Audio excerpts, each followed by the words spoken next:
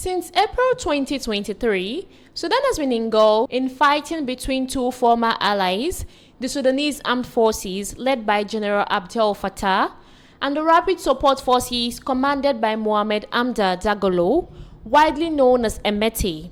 Now, what began as a power struggle has evolved into a nationwide catastrophe, dismantling state institutions, destroying cities, and inflicting profound sufferings on civilians. And as Sudan marked 1,000 days of war in early January 2026, the United Nations warned about the crisis that has entered an even darker phase, defined by mass displacements, famine risks, systematic atrocities, and the near collapse of humanitarian access. To understand Sudan's current collapse, it is essential that we revisit the political trajectory that followed the 2019 overthrow of long-time ruler Omar al-Bashir. Now, that uprising raised hopes of a civilian-led transition after decades of authoritarian rule. However, the fragile transition collapsed in October 2021 when military leaders staged a coup. Power became concentrated in the hands of two armed centers, the Sudanese Armed Forces and the Rapid Support Forces. The RSF evolved from the Janjaweed militias accused of atrocities in Darfur in the early 2000s. And despite international scrutiny, the group was formalized, armed, and empowered by the states. Tension between SAF and RSF intensified over plans to integrate the RSF into the National Army. And on 15th of April 2023, open warfare erupted in Khartoum, quickly spreading across the country. Now let's watch this quickly. Fire and explosions rocked the capital Khartoum, throwing the city into panic. The Sudan Armed Forces, or SAF, led by the country's de facto ruler, General Abdel Fattah al-Burhan, and the paramilitary group Rapid Support Forces, or RSF, led by Burhan's deputy and rival, General Mohamed Hamdan Dagalo, known as Hemeti, blamed each other for firing the first shot. Once allies, the two generals ousted Sudan's long-term oppressive military leader, General Omar al-Bashir, in 2019. A transitional government was put in place, but overthrown in October 2021. Al-Burhan was then made de facto leader, with Hemeti as his deputy. Within months, there was tension between the two generals, which they sought to downplay. إحنا مستحيل يحصل بيناتنا قتال. أصلاً ولا في زول بيدعو لحاجة ولا في زول بيدعو لأي خلاف. But disagree they did. Their vicious power struggle led to the war in April 2023. In August 2024, a UN fact-finding mission had a damning report on the crimes committed in this war.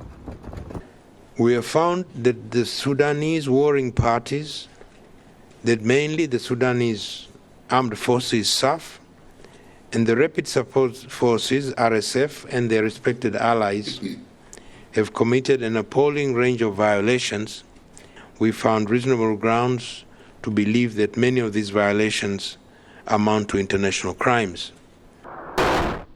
Now, with this background in mind, we now turn to the human cost of the war.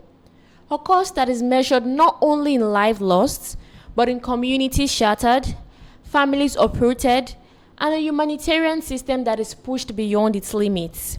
Now, this conflict has not only remained confined to the capital, the fighting has spread rapidly to Darfur, to Kordofan, to Gezira, and to eastern Sudan.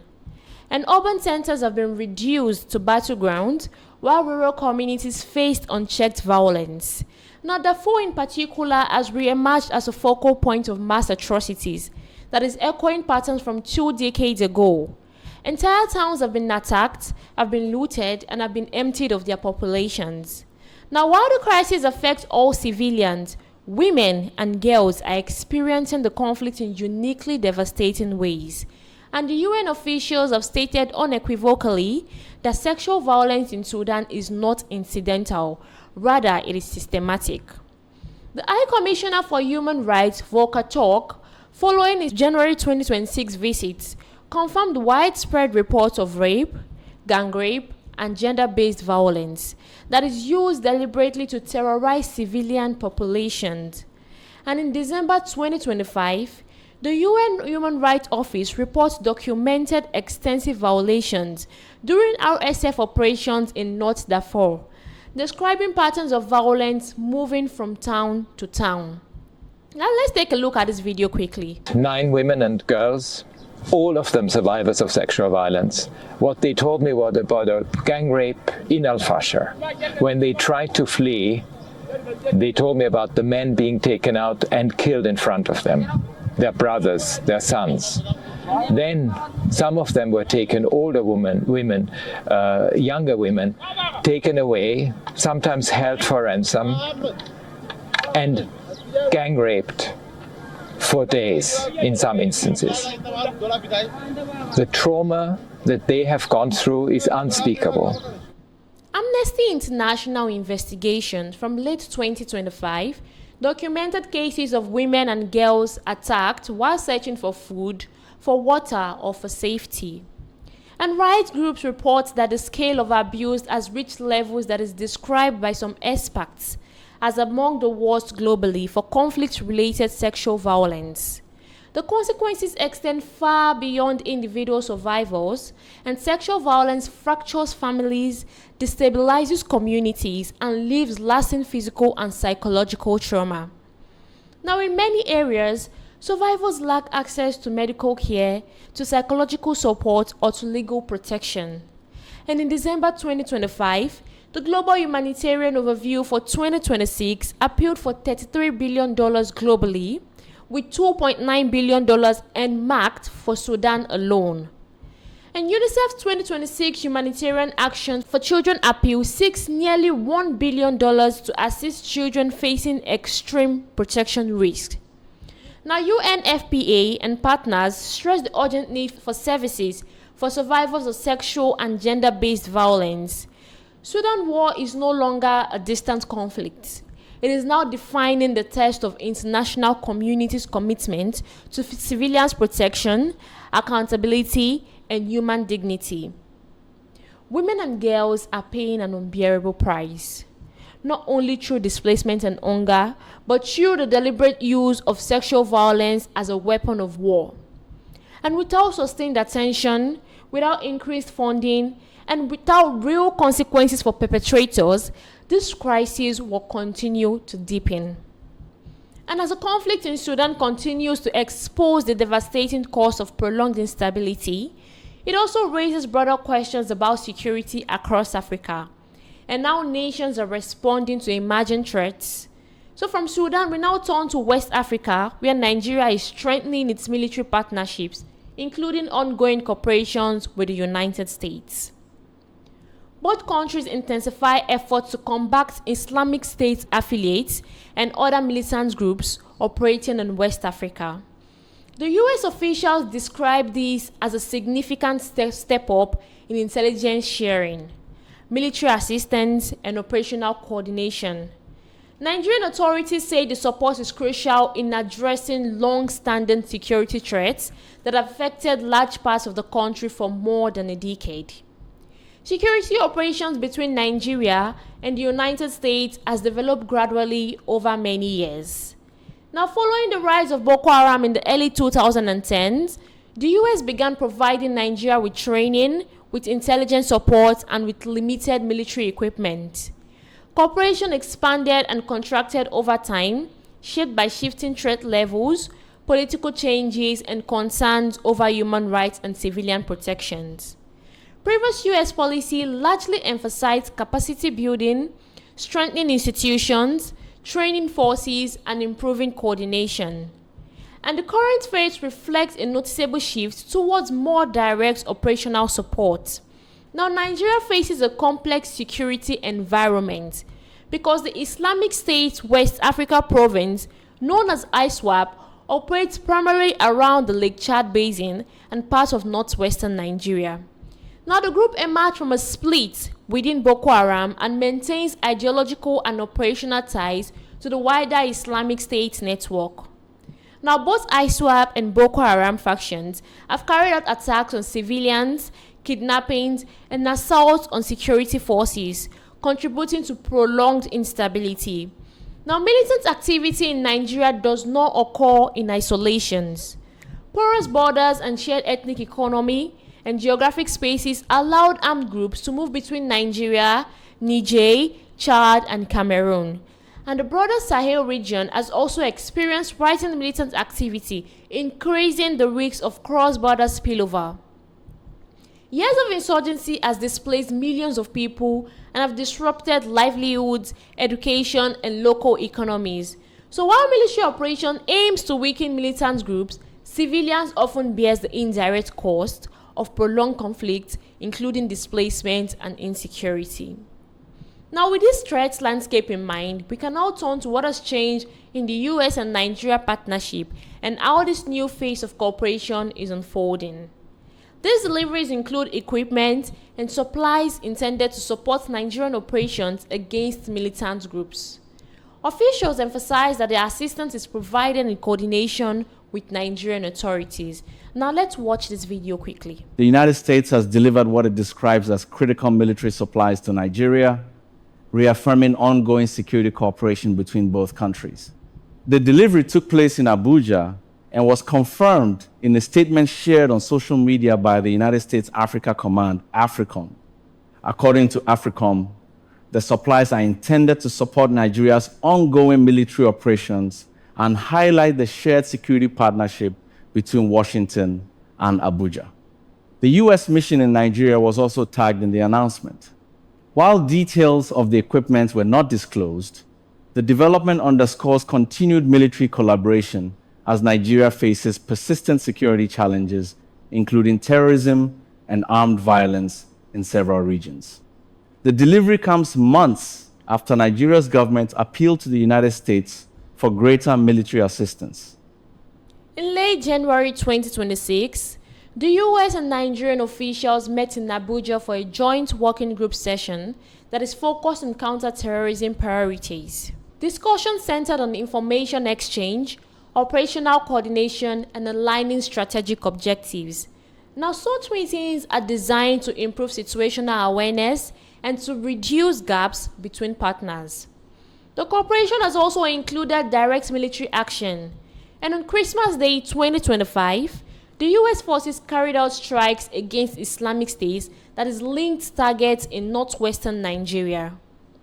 Nigerian authorities confirmed that the strikes were conducted at the government's request and based on shared intelligence.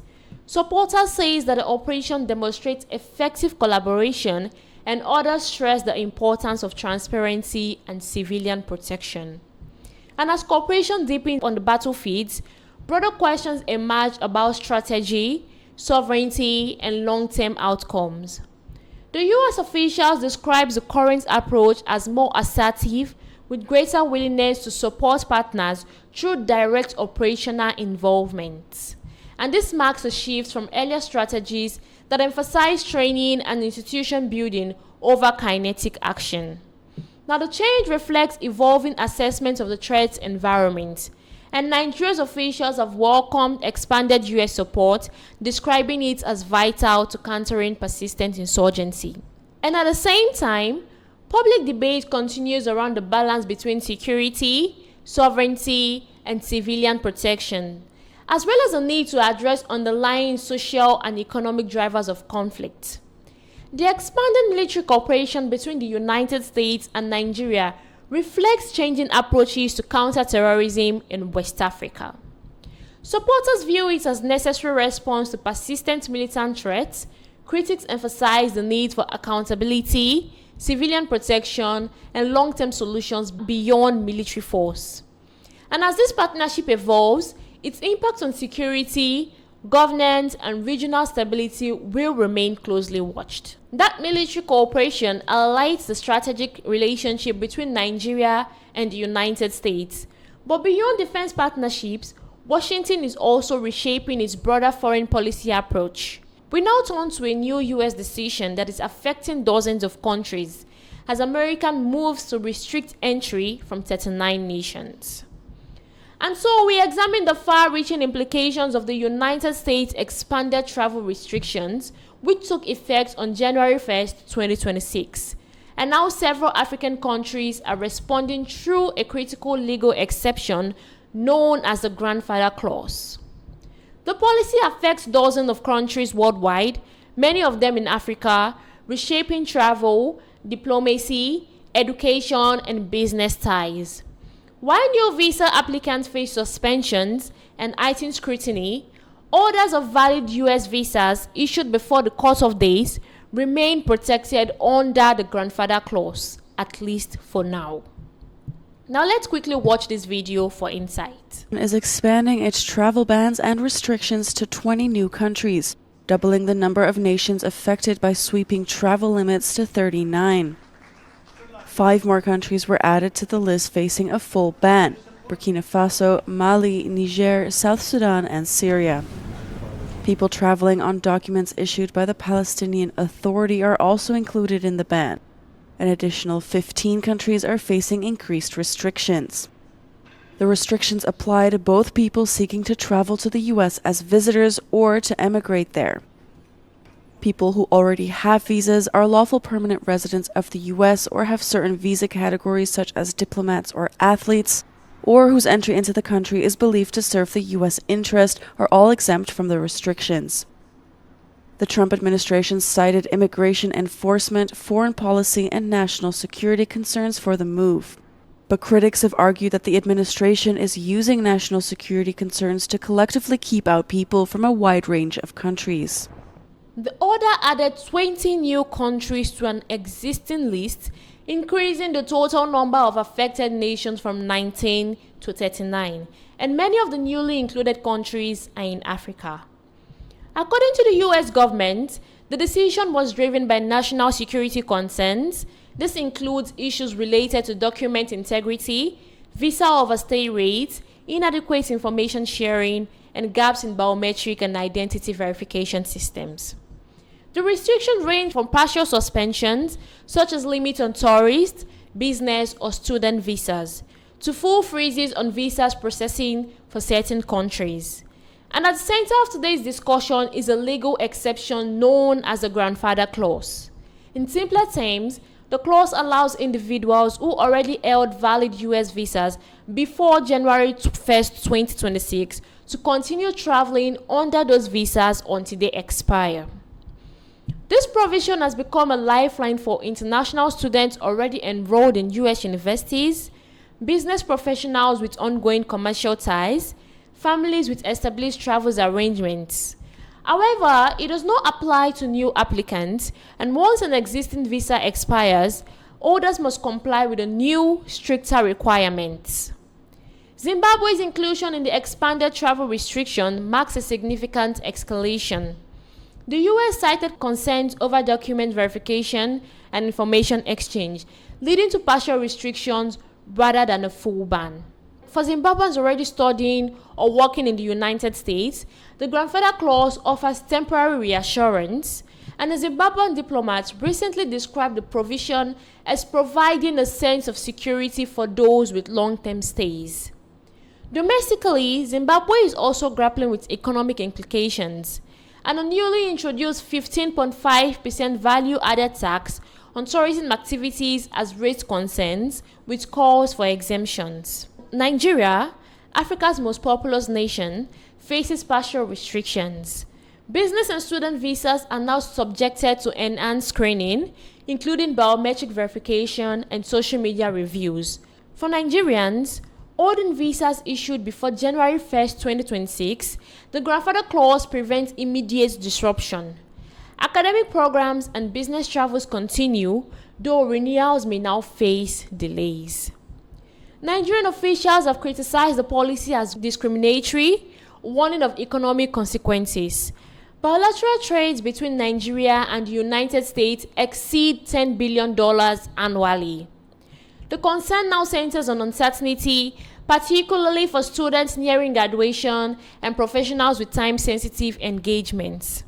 The implications extend well beyond travels, tourism revenues, foreign investment, educational pipelines, and remittance all stand to be affected. In countries like Nigeria and Zimbabwe, analysts warn the prolonged restrictions could discourage investment and strain already fragile economies. Reciprocal bans by Burkina Faso and Mali signal a growing assertiveness among African governments in global diplomacy. And as this policy unfolds, the grandfather clause remains the pivotal exception, allowing continuity for now, while uncertainty looms for the future. The situation underscores a delicate balance between national security and international mobility. Now, whether diplomacy can bridge the gaps between to be seen. For now, millions of travelers across Africa watch closely, aware that the protection they rely on are just temporary.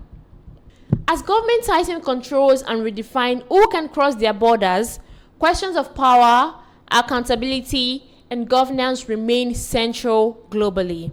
We now turn to the long-awaited corruption of the trial of Alison-Madueke, Nigeria's former Minister of Petroleum Resources and the first woman to serve as president of the Organization of the Petroleum Exporting Country, OPEC.